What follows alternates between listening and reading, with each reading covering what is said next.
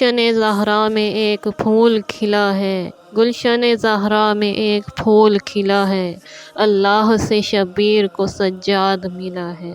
امام زین العابدین علیہ السلام پیغمبر اسلام حضرت محمد مصطفیٰ صلی اللہ علیہ وآلہ وسلم کے چوتھے جانشین، ہمارے چوتھے امام اور چہاردہ معصومین کے چھٹے محترم فرد ہیں۔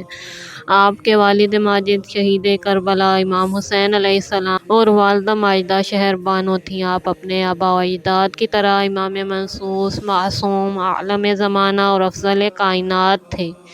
علماء کا بیان ہے کہ آپ علم، زہد اور عبادت میں امام حسین علیہ السلام کی جیتی جاگتی تصویر تھے۔ آپ کی ولادت 15 جمادی الثانی یا ایک اور روایت کے مطابق 15 جمادی الاول 38 ہجری میں مقام مدینہ منورہ ہوئی۔ علامہ مجلسی تحریر فرماتے ہیں کہ جب جناب شہربانو ایران سے مدینہ کے لیے روانہ ہو رہی تھیں تو جناب رسالت مآب نے عالم خواب میں ان کا عقد امام حسین علیہ السلام کے ساتھ پڑھ دیا تھا۔ جب آپ مدینہ پہنچی تو حضرت علی علیہ السلام نے امام حسین کے سپرد کر کے فرمایا، یہ وہ عصمت پرور بی بی ہے کہ جس کے بطن سے تمہارے بعد افضل اوصیاء اور افضل کائنات ہونے والا بچہ پیدا ہوگا۔ آپ کا اسم گرامی علی، کنیت ابو محمد، ابو الحسن اور ابو القاسم تھی۔ آپ کے بے شمار القابات تھے جن میں زین العابدین، سید الساجدین، ذو الصفنات، سجاد و عابد زیادہ مشہور ہیں۔ آپ کے لقب زین العابدین کثرت عبادت کی وجہ سے ہے۔ فریقین کا ارشاد ہے کہ امام زین العابدین ایک شب نماز تہجد میں مشغول تھے کہ شیطان اژدہے کی شکل میں آپ کے قریب گیا اور اس نے آپ کے پائے مبارک کے انگوٹھے کو منہ میں لے کر کاٹنا شروع کیا۔ امام ذرا بھی اس کے اس عمل سے متاثر نہ ہوئے اور بدستور نماز میں منہمک رہے۔ بالآخر وہ عاجز آ گیا اور امام نے اپنی نماز بھی تمام کر دی۔ اس کے بعد آپ نے اس شیطان ملعون کو تمانچہ مار کر دور ہٹا دیا۔ اس وقت ہاتف غیبی نے انت زین العابدین کی 3 بار صدا دی اور کہا، بے شک تم عبادت گزاروں کی زینت ہو۔ اسی وقت سے آپ کا یہ لقب ہو گیا۔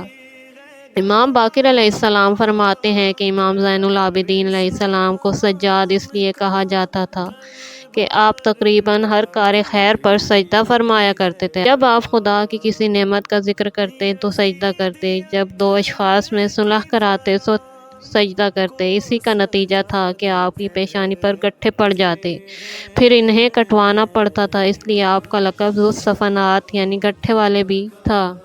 نسب اور نسل ماں اور باپ دونوں کی طرف سے دیکھے جاتے ہیں۔ امام کے والد ماجد امام حسین علیہ السلام، دادا حضرت علی، دادی فاطمہ الزہرا بنت رسول صلی اللہ علیہ وآلہ وسلم ہیں اور آپ کی والدہ ماجدہ جناب شہر بانو ہیں، یعنی آپ حضرت پیغمبر اسلام صلی اللہ علیہ وآلہ وسلم کے پوتے اور نوشیروان عادل کے نواسے ہیں۔ یہ وہ بادشاہ ہے جس کے عہد میں پیدا ہونے پر سرور کائنات نے اظہار مسرت فرمایا ہے۔